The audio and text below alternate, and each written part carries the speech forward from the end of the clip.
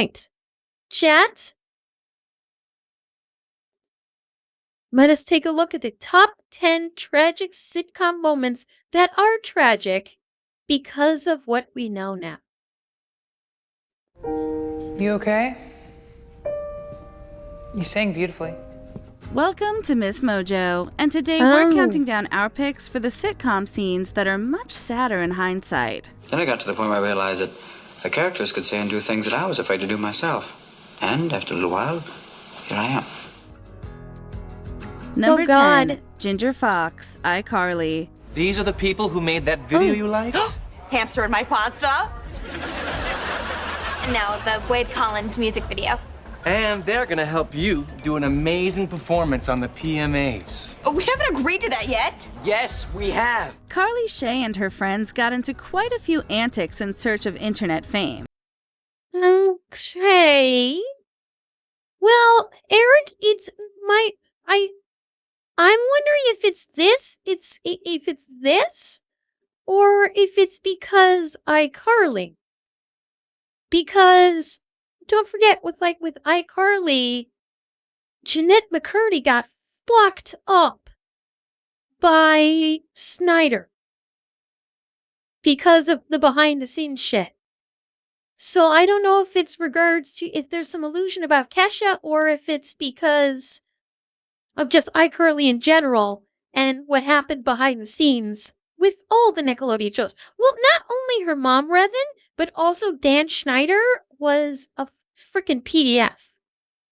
Dan Schneider was absolutely a PDF that was like, I can't remember if he was like giving her alcohol or drugs or something, but he was, this is the Dan era. iCarly was in the height of the Schneider era, and he fucked with so many actors, young actors, during this time period. Yeah, big time. Yeah, he had the foot fetish, but he was also really fucking with the young actors.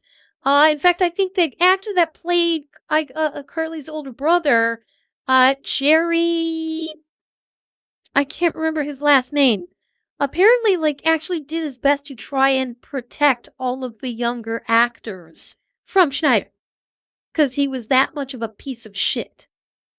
The episode I Fix a Pop Star puts the gang in proximity to Ginger Foxx, a washed-up singer who has just had a very public mental breakdown and is in the middle of a dirty custody battle. Excuse me. Ginger?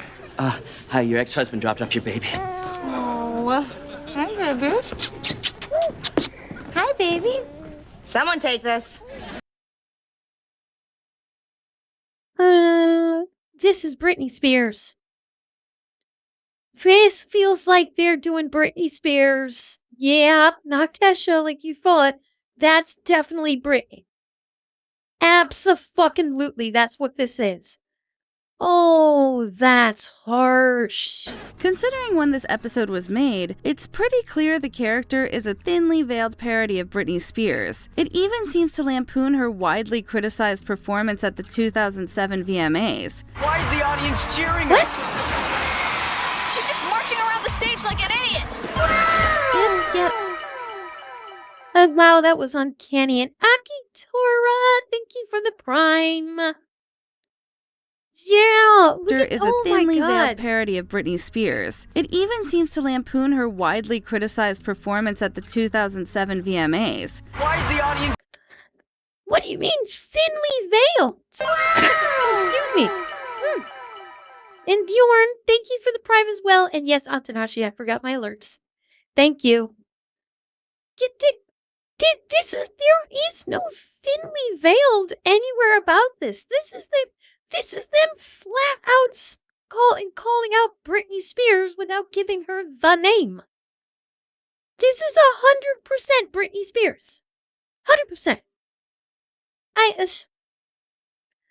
I mean, technically, Zeb, I don't know. It's I don't even think the veil is even all that thin, honestly, because it seemed like they were using the footage from the VMAs during her performance too.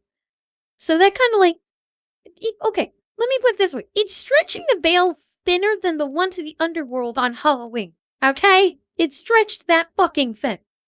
It's cheering her. She's just marching around the stage like an idiot. It's yet another instance of casual cruelty towards Spears' struggle, and it looks pretty bad now that we have more information on the star's conservatorship battle. Number 9, a name less associated with murder, Seinfeld. Elaine Bennis dated some duds in her time. When the right guy finally does come along, it turns out he has one big red flag. What's his name? Joel. Joel what? Rifkin. Rifkin? Joel Rifkin? Yeah, it's just a coincidence, obviously. No, okay. Chat, help me out. I'm not familiar with Joel Rifkin. Okay, you guys are reacting. Who is Joel Rifkin? I'm lost on this one too, Eric. I'm not familiar with this name. Can someone help me out? Oh, he was a serial. Oh. Okay. That, I mean, granted from the title, I appreciate the fact that he was like, that homicide was involved in some way. I didn't think he was a serial. Okay. Guess you better keep on his good side, huh? He shares his name, Joel Rifkin, with a real-life serial killer. But Elaine doesn't give up. She decides he needs a new name, and she's going to figure out what it is. Thumbing through a magazine, looking for ideas, she decides Joel should take the name OJ, presumably inspired by a very famous football player turned actor. OJ! Hey,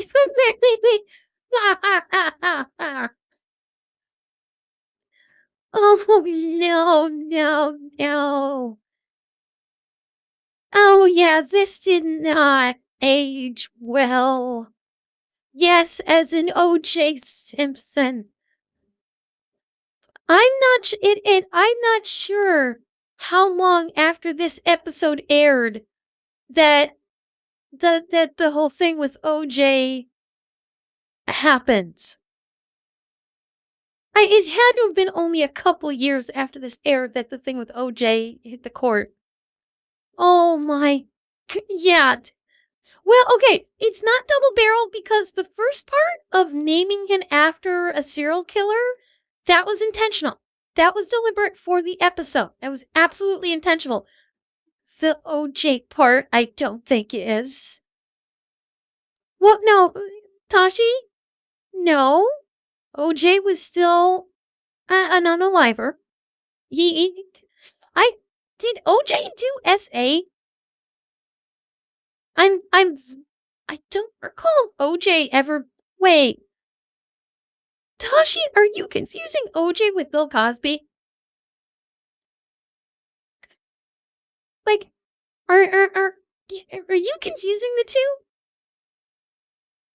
'Cause OJ did not do SA. But Cosby did. And I'm wondering if you're confusing with Bill Cosby.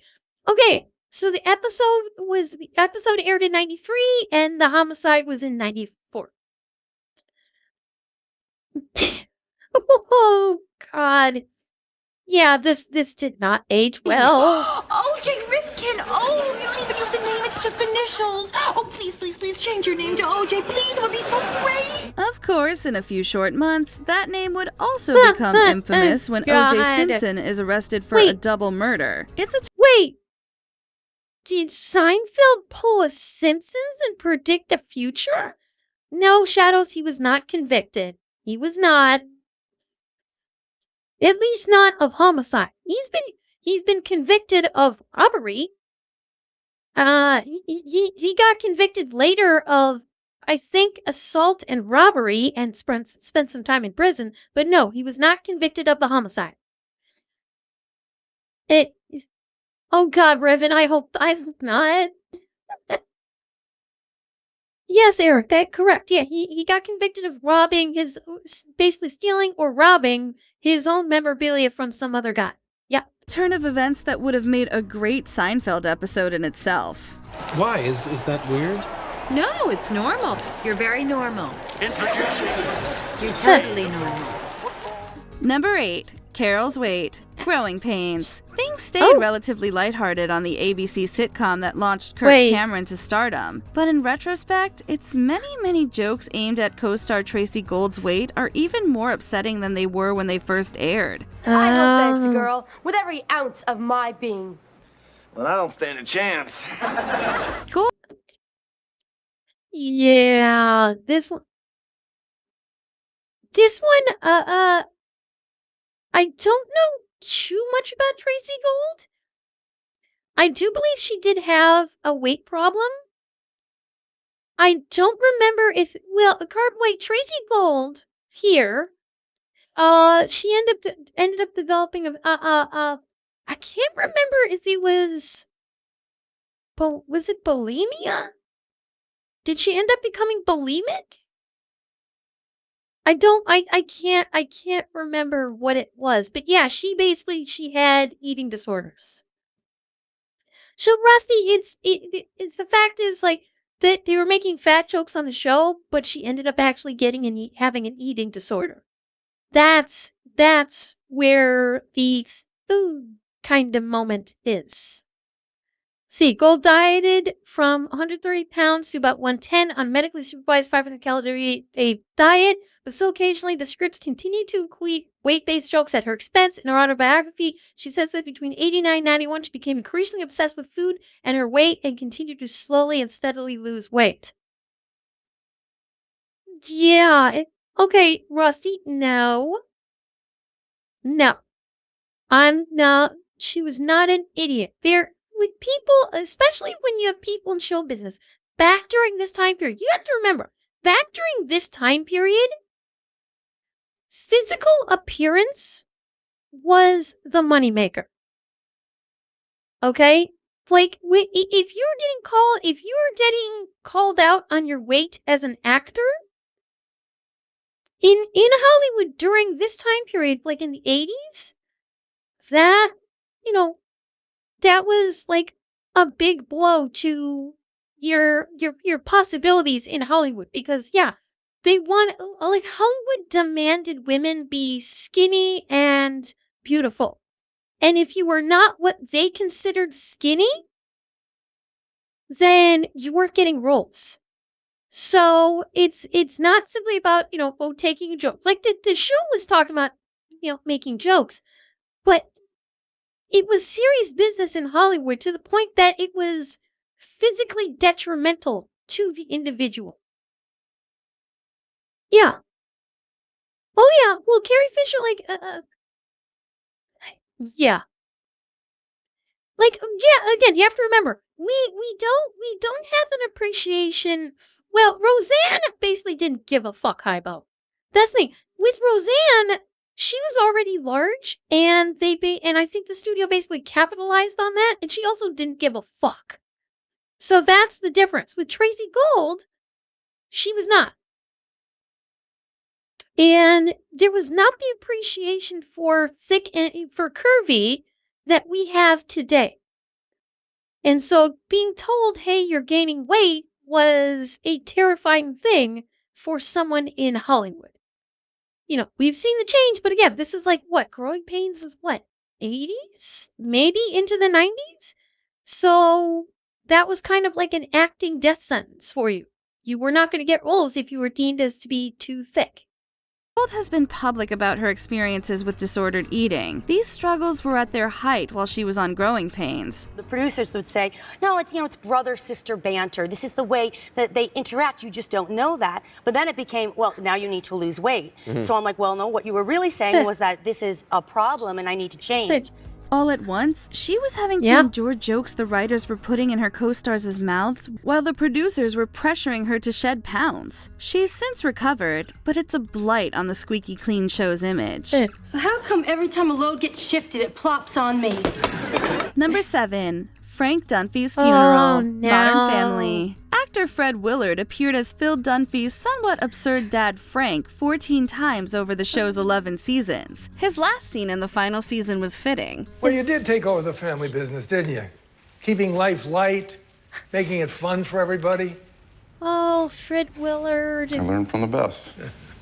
After spending a day together, Phil tells us in his Talking Head interview that it was also the last time he saw his dad. He died soon after. The hard part has been figuring out a way to pay tribute to my dad, but something came to me in the garage today. A month after the episode aired, real life gave the episode a haunting significance when Willard passed away himself. The Canadian comedy legend left behind 5 decades of work, and his touch— Oh my God, he died 1 month after the episode aired. Oh, man. Oh, that's heartbreaking. Oh my God. Yeah, like what is it? 1 month after? Well, they had to have. I mean, you could tell he was really skinny, and he was old. Fred, he was really. I can't remember how old he was when he died, but you could tell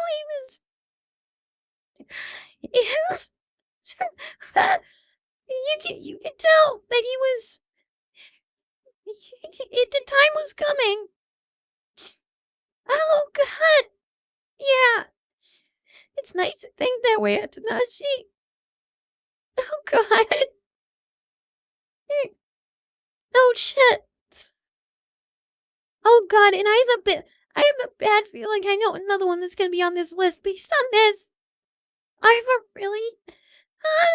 have a really bad feeling. I know what another one on this list is going to be.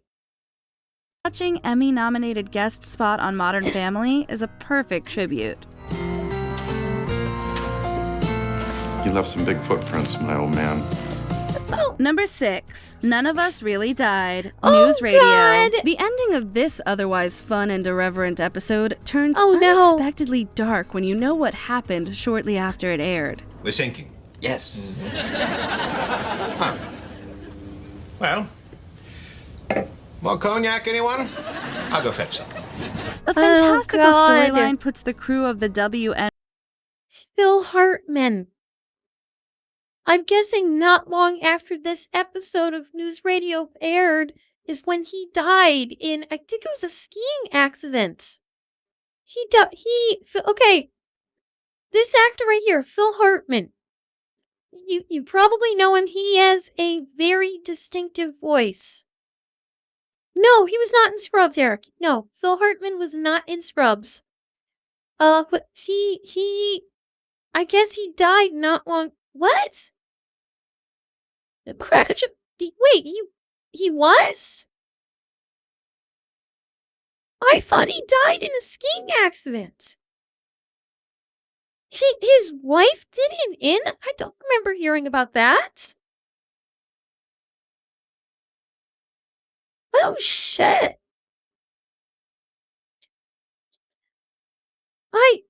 Oh my God. Yeah, I guess so. I'll go fetch some. A fantastical storyline puts the crew of the WNYX radio station at the site of the Titanic disaster. The episode ends with a speech by star Phil Hartman assuring the audience that none of them actually died. Right, gang? That's right. Hey, where's Dave? Oh, Dave drowned while we shot that last scene. Oh, what about Vicky? Off making a movie in Toronto? As it turned out, neither he nor his character would be returning for the next season. Tragically, a month after the episode aired, Hartman was murdered, turning his message into a painfully ironic goodbye. So, I guess we'll be stuck out here for a long time, eh, old friend? Number 5. Okay. I didn't realize that his wife ended him like that. I don't know why I thought he died. Maybe I am confusing what I had heard about Sonny Bono with Phil Hartman. Maybe that is what I'm confusing it with. And yeah, Red Fox. Here we go. The big one, Stanford. I got the two big ones, one in my head and one in my heart. Oh, Elizabeth, I'm coming, honey. Fred G. Sanford made a habit of pretending to have a heart attack whenever he wanted sympathy. His performer Red Fox was particularly skilled at the recurring bit. That's why it was so shocking when his character actually did have a heart attack on the Sanford and Son spin-off Sanford. Elizabeth, really? And what I've always said, I'm coming to join you. This time I ain't kidding. But the gag would have some ironic consequences later. While on the set of a different show, The Royal Family, Fox keeled over. For a brief moment, his colleagues thought he was kidding. It turned out to be a real heart attack that led to his death hours later. He was always doing pratfalls. And I thought that's what he did. Everybody thought that's what he did. And he was laying on the floor, and I leaned down to him. And I put my hands on him. He said, "Get my wife, get my wife." Number 4, the downside of fame, Mork and Mindy. Robin Williams, Mr. Smarty Pants Big Shot. Wow. You forgot your old friend. You can't lend me $10,000 for a new car. You won't do the Save the Shrimp benefit. This goofy Robin Williams sitcom about an alien named Mork and his human friend Mindy got very meta in a season 3 episode aptly titled Mork Meets Robin Williams. The two end up in the dressing room with the real Robin Williams, whom Mindy is hoping to interview. I don't know why I can't say no. I guess I want people to like me. I hate myself for that. Williams, in character as himself, expresses the pitfalls of fame in a way only he can, while his alien doppelganger sits across from him. Given what we know of his mental health struggles, there's an unsettling tone to his admission that fame leaves little time alone with his thoughts, and maybe that's by design. You know, if you learn to say no, you probably have a lot more time to yourself. Maybe that's the last thing I want. Number 3. Okay. Shit. Okay. I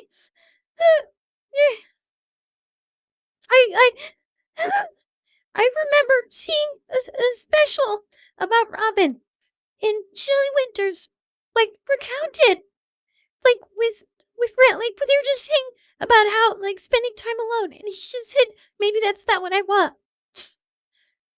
And she recounted a time where he would just show up at her house and would just be going like 1,000 miles an hour and would just come in like a fucking hurricane. Robin was our universe's anchor being. We miss him. He was such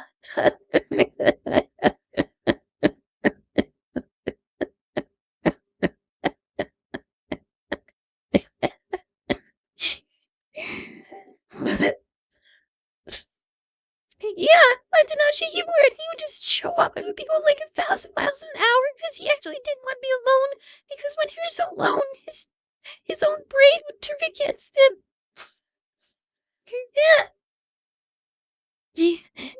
But he was such a wonderful person. He was such a wonderful person.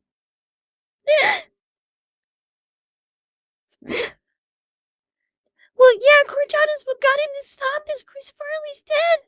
If I remember right, Chris Farley dying is what got him to stop. And then in the end, he just couldn't live with his own thoughts. Oh, shit. Oh, God, this one hurts. And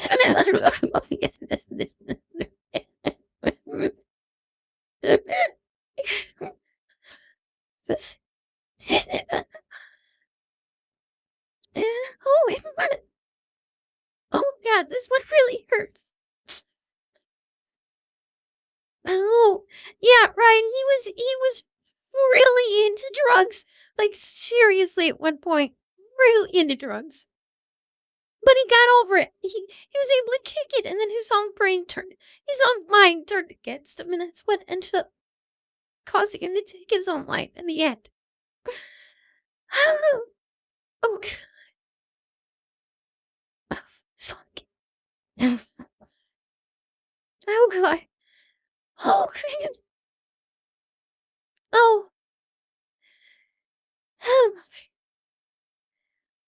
Okay.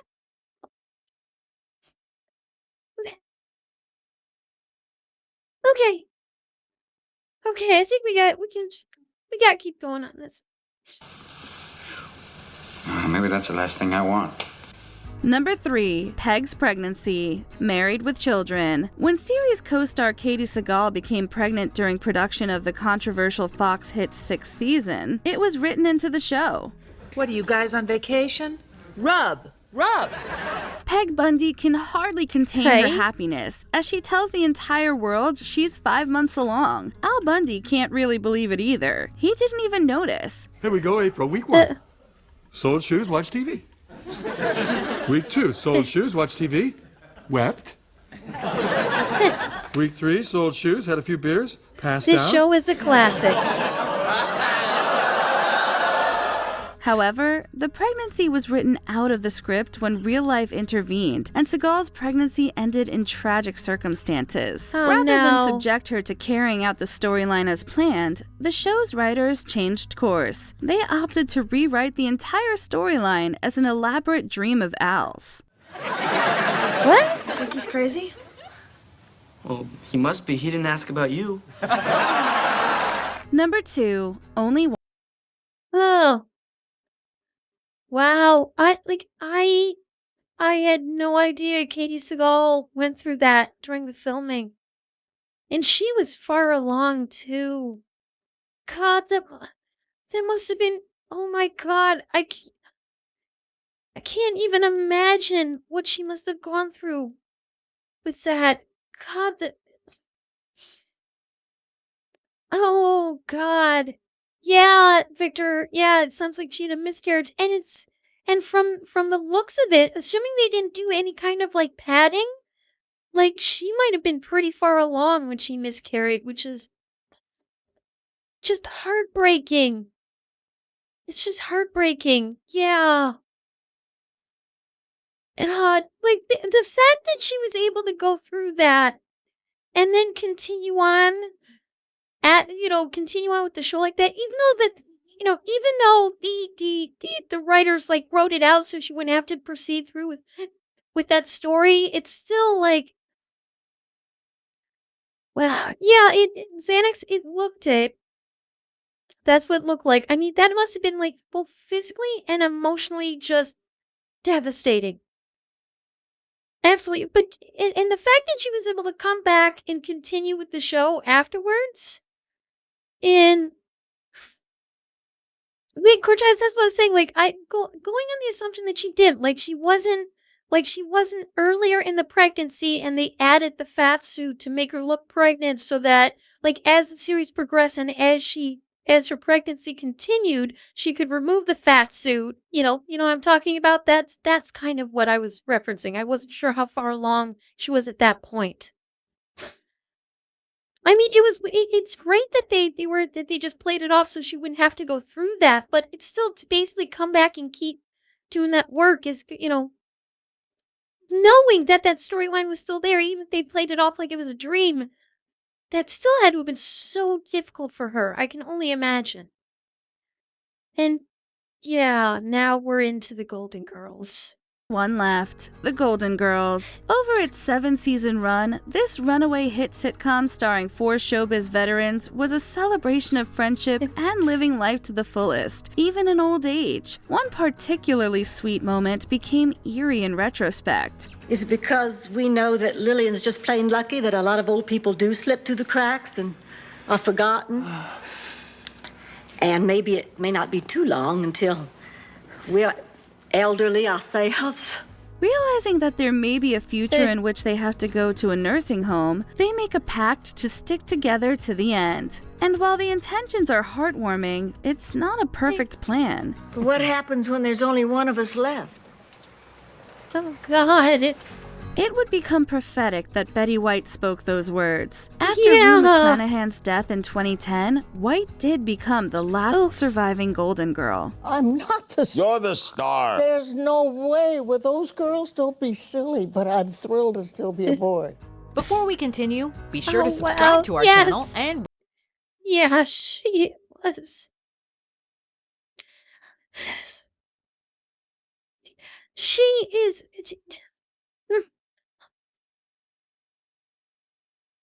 God. She is an absolute legend. Like her, like with her and Ryan Reynolds. I mean, oh my God.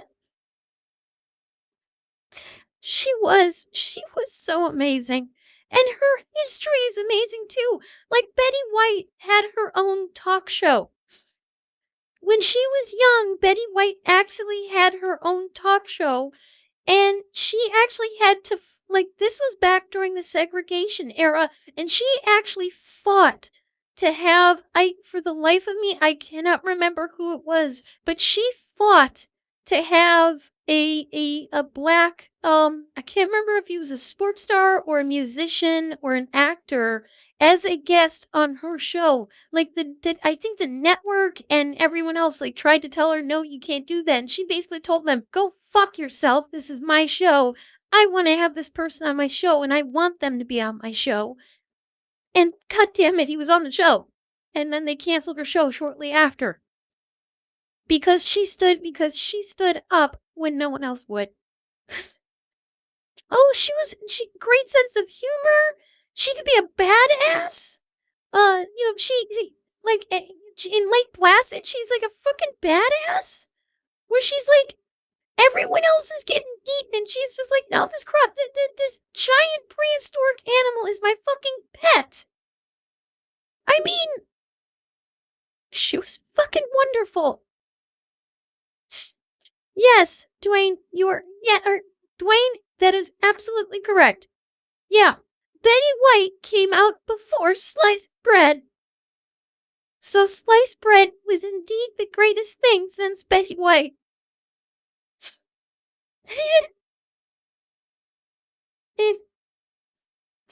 Ring the bell to get notified about our latest videos. You have the option to be notified for occasional videos or all of them. If you're on your phone, make sure you go into your settings and switch on notifications.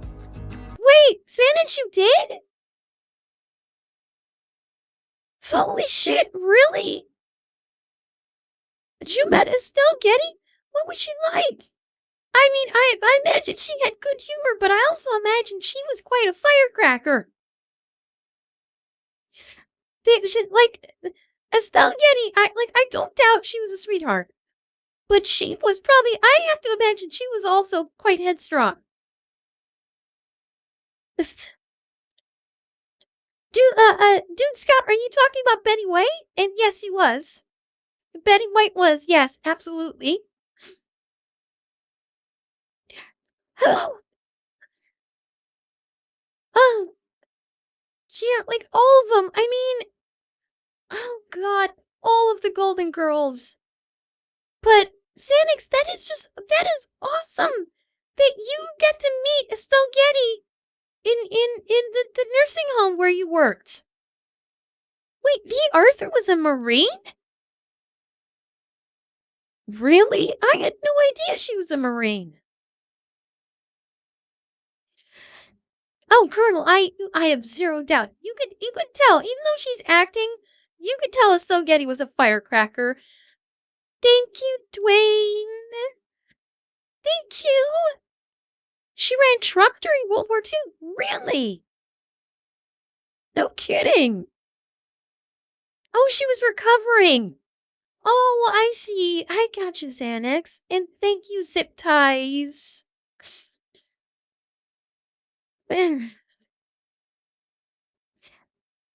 She was a staff sergeant. Really? I had no idea. That is awesome. That is absolutely awesome. Number 1, If I Die Young, Glee. So put on your best boys and now wear my pearls. What I never did is done. When Corey Monteith passed away suddenly in 2013, Yeah. it was a life-changing experience for his colleagues, including his fiancée and co-star Lea Michele. The season 5 episode The Quarterback is a tribute to him and his character Finn Hudson. I remember and it's hearing hard about to this. watch. But one scene that stands out even more now is cheerleader Santana's tearful tribute to Hudson. If I die young, bury me in satin, lay me down on a bed of roses. She sings a stirring rendition of the band Perry's If I Die Young. What began as a heartfelt tribute became a bizarre and devastating premonition. In 2020, the performance went viral when actress Naya Rivera died suddenly in a boating accident at the age of 33. Send me Jesus! away with the words of a love song. Oh. Which tragic moment affected you the most? Let us know. Holy fuck! So she died too? So not only did the one star die, but the star that sang the tribute song died too? Oh my god! Holy shit! This is incredible!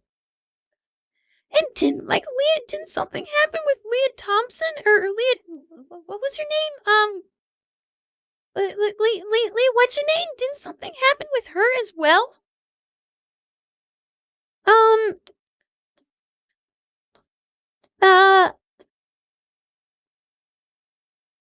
Hang on. Quarterback, including his fiancée and co-star Lea Michele. Yeah, didn't something happen with Lea Michele as well? Yeah, I thought she died too. Didn't she? Oh no, that's what I'm hearing, Kaibo, is that Lea Michele. Yeah, no, Lea Michele, yeah, that's right, she's a bitch. She's the one that died by drowning from a boating accident, they just said. Words of a love song. Oh. Which tragic moment affected you the most? Let us know in the comments. Don't be afraid to cry. I do it every day. I already did, Phil. I already did.